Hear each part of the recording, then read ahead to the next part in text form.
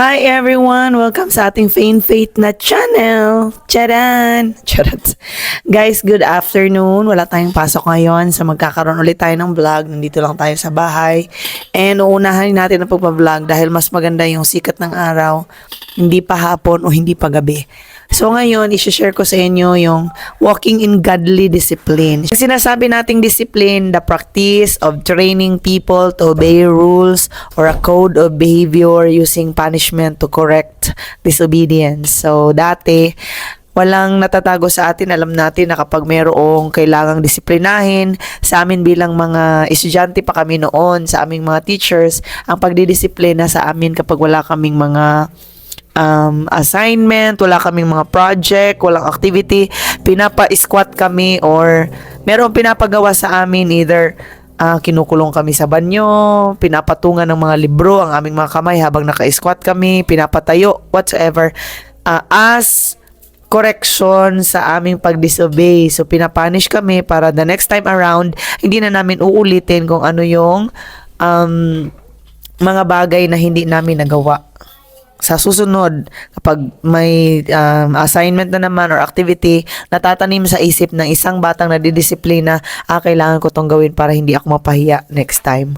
So, ganun din sa mga anak, dinidisiplina, merong asin, pinapaload ka sa asin or munggo, or kahit na anong paraan, depende sa pagdidisiplina sa mga magulang. So, nakakatulong yun, parang isang tao ay lalaki or isang bata, maayos yung kanyang paglaki. Hindi siya yung bata na pasaway dahil meron siyang takot sa mga magulang o sa mga nakakatanda sa kanya.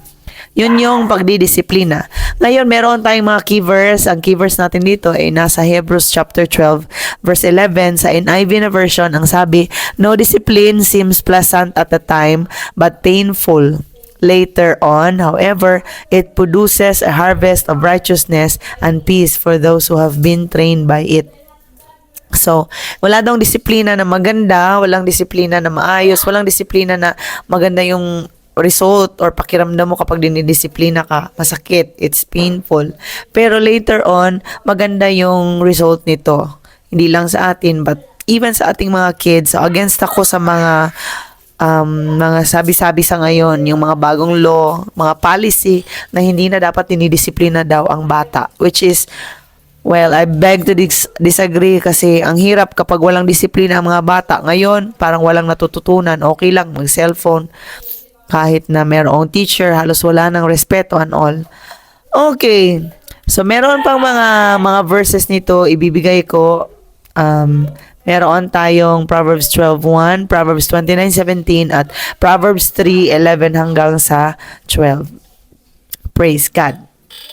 Okay, sa Proverbs 12:1, sinasabi dito na whoever loves discipline loves knowledge, but whoever hates correction is stupid. So sa lahat ng mga bata, sa lahat ng mga young people na kinokorek sila ng mga, syempre, ang may karapatan din na mag-correct sa atin ay mga magulang or yung merong mga nasa higher authority, mga anointed, no, na mga leaders.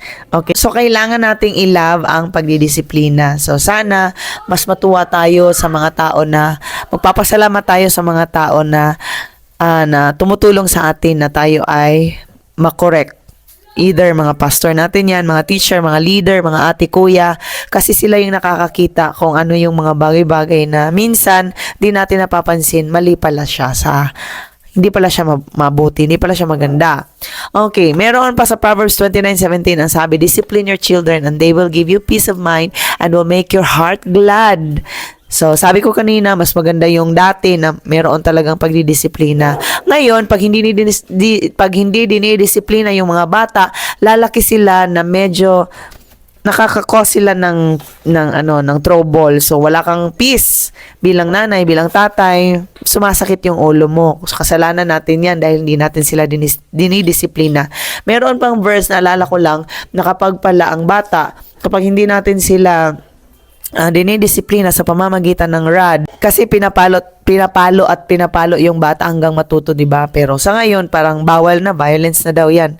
So, pag hindi pinapalo yung bata, hindi siya madidisiplina, hindi yan nakakamatay, no? Ang sabi sa Bible, mayroong verse sa Bible na nagsasabi na hindi nakakamatay ang pagdidisiplina, ang paggamit ng rod, no, ang pagpalo sa ating mga anak. Nakakatulong yan sa kanila actually. Okay, dinidisiplina ang bata sa pamamagitan ng pagpapalo at okay lang yon. So, pag dinidisiplina natin yung bata habang maaga pa, sabi nga, train up a child in a way he should go, and when he is old, he will not depart from it. So, kapag dinidisiplina ang bata, hindi yan mawawala sa kanya, maalala at maalala na niya yan, at nakakatulong yan para hindi siya mapariwara at hindi siya mawawala sa tamang landas. Nakakatulong ang pagdidisiplina para tayo, mga magulang, nagkakaroon tayo ng peace of mind at yung mga puso natin ay sumasaya. Minsan ang nagkukos ng stress, nagkukos ng problema sa mga nanay ay yung mga anak talaga, lalong-lalo na kapag yung mga anak sobrang matitigas yung mga ulo. So, wag tayong mag-atubili, wag tayong magdadalawang isip, disiplinahin natin ang ating mga anak. Proverbs 29:18-19, when people do not accept divine guidance, they run wild, but whoever obeys the law is joyful. Words alone will not discipline a servant. The words may be understood, but they are not heeded. So, kailangan talaga ng action, hindi yung puro salita lang yung pagdidisiplina. So, tama lang yung dati na meron talagang over din yung mga parents dati, no? Pero, grabe, ang mga bata talaga na nidisiplina, kahit na pinapalo sila ng ulo ng sinturon, ay grabe, ang babait at ang ganda ng pagpapalaki talaga. No, so depende yan sa mga parents kasi. Proverbs 13:24, whoever spares the rod hates their children. Ito yung sinabi ko kanina pala, meron pala dito. But the one who loves their children is careful to discipline them. Ayan. So kung totoong love natin yung mga anak natin, didisiplinahin talaga natin sila kahit na maawa tayo minsan kasi nga pag pinapalo, di ba, naawa. Pero mas kawawa sila kapag hindi sila napapalo kung meron mang mga bagay na nagawa nila na hindi maganda. Tulad ng pagnanakaw, pinapaintindi mo na sa kanila, hindi maganda yung pagnanakaw, hindi maganda yung nangbubuli, hindi maganda yung walang respeto sa matanda, pero ginagawa pa din nila. So, dapat talagang disiplinahin para matuto sila. Proverbs 3:11-12, my child, don't reject the Lord's discipline and don't be upset when He corrects you, for the Lord corrects those He loves, just as a father corrects a child in whom He delights. O, ayan. So, ibig pa lang sabihin, pag dinidisiplina tayo, sinachastise tayo ng Panginoon, tayo ay mahal ng Panginoon. Katulad ng isang papa, kapag dinidisiplina ang anak, mahal ang anak. Pag hindi nidisiplina, binabaliwala, wala, parang ano lang, so hindi mahal. So, yung pagdidisiplina ng Panginoon, maybe in a form of sickness, o kahit na ano na nakakapagpaisip sa atin again na, ay, bakit ganito na yung nangyari? Baka meron akong nagawa na hindi ko nahingan ng pagpapatawad. Proverbs 13:18, whoever disregards discipline comes to poverty and shame. So, kung binabaliwala daw natin, hindi natin binibigyang halaga ang pagdidisiplina, ayun na ang simula ng poverty, no? Magiging poor tayo and kahihiyan. But whoever heeds correction is honored. Totoo to. Kasi nga, di ba, kapag, like for example, wala tayong disiplina sa ating mga sarili, hindi tayo maagang nagising, hindi tayo marunong magtrabaho, hingi lang tayo ng hingi. Tama ba yan? Yung manghingi ka, umaasa ka sa ibang tao. If you are able naman to work, then go ahead at huwag tayong manlimos. Okay, so disiplinahin natin yung ating mga sarili. Huwag tayong puro lang yung hindi naman pabigat. Pero basta ang sabi dito, whoever disregards discipline comes to poverty. So pag walang disiplina sa sarili, ikaw lang ang magiging kawawa. So lalong-lalo na yung mga bata, kapag hindi natin sila tinuturuan, hindi natin sila dinidisiplina, hindi sila marunong manghugas ng pinggan. Dahil lagi tayong naawa, okay lang, tayo na lahat ang gagawa. Tayo na yung lahat, no? Tapos hindi natin sila ipatry na magluto o kahit na anong gawain sa bahay.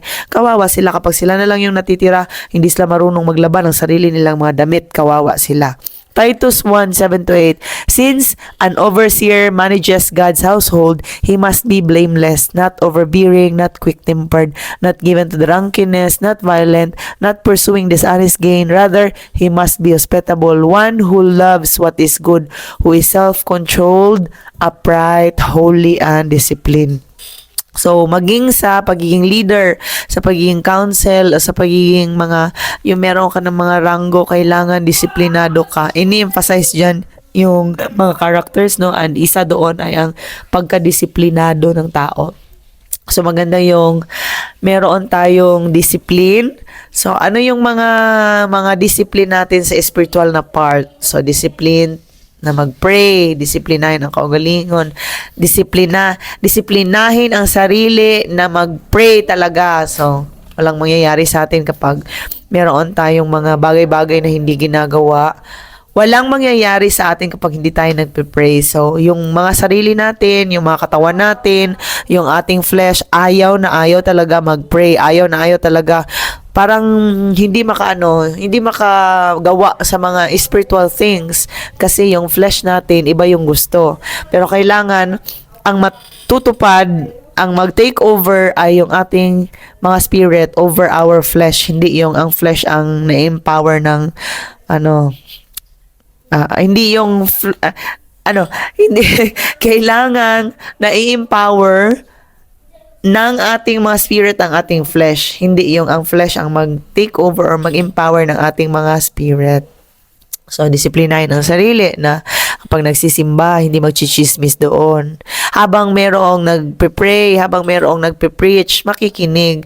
Kasi sayang naman yung pagpunta mo doon, no, sa celebration, sa Thanksgiving, sa pagpapakinig mo, pinaghandaan ng leader or ng pastor ang word ni God, pero wala kang disiplina, hindi ka nakikinig. Disiplinahin mo yung sarili mo na magsuot ng mga modest na mga damit, hindi yung nakikita na yung ating mga kaluluwa, nakikita yung pusod, nakikita yung mga legs sa mga babae. Maganda pa rin naman yung mga makalumang mga damit na talagang from naka-cover talaga hanggang sa pero sa ngayon nakikita natin wala na kahit nasa pagsisimba, parang pasiksehan. Sobrang iksi ng mga palda. So, nakakakos yun ng kasalanan sa ibang tao. Discipline in the way we talk. So, yung pagsasalita natin. Minsan, kahit anong lumalabas sa bibig. May natutunan ako, hindi pala dapat ng lahat ng iniisip mo ay dapat mong sinasabi kasi whatever we speak, hindi naman nababasa ni Satan yung ating mga isip pero naririnig niya whatever mga binibitawan nating salita. Like for example, I'm so poor, pagod na ako, ayoko na sa buhay, parang ganito, give up na ako. Ang dami ng mga negative na mga sinasabi natin, mga murmurs and all. So, disiplinahin natin yung ating mga sarili. Mas mabuti kung mas maganda o positibo yung mga naibabahagi natin ng mga salita sa ating mga kapwa. So, disiplinahin natin, turuan natin, at tayo din maging madisiplina tayo kahit na sa pag-ayos ng ating mga sapatos o tsinelas.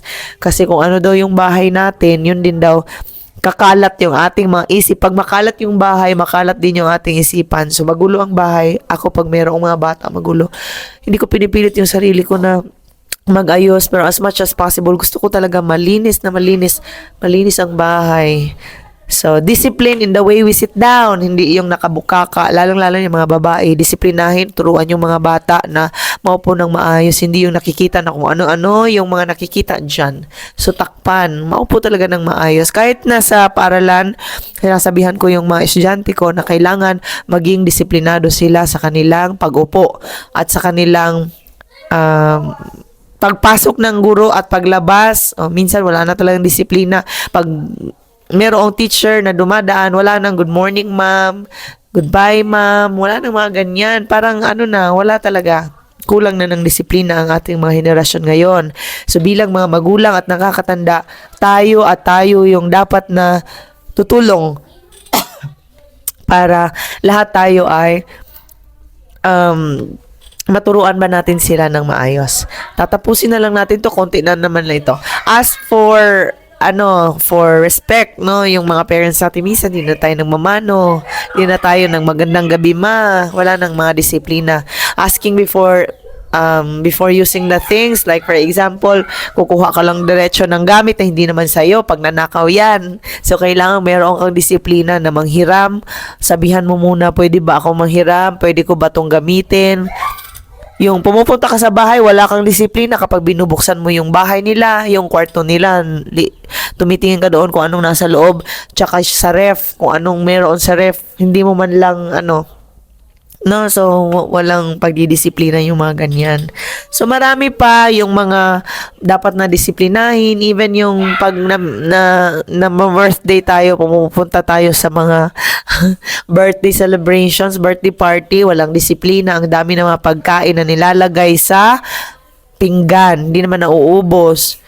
Disiplina sa paggamit ng social media, disiplina sa tamang oras, kasi merong dapat tamang oras, hindi yung naubos yung oras mo, hindi mo na didisiplina yung sarili mo, buong gabi ka na, buong oras ka nang nakababad sa iyong social media, sa Facebook, pero wala namang disiplina pagdating sa pagbabasa ng Bible o pagbibigay ng oras para sa Panginoon, sa pag-fold ng mga blanket sa mga bata.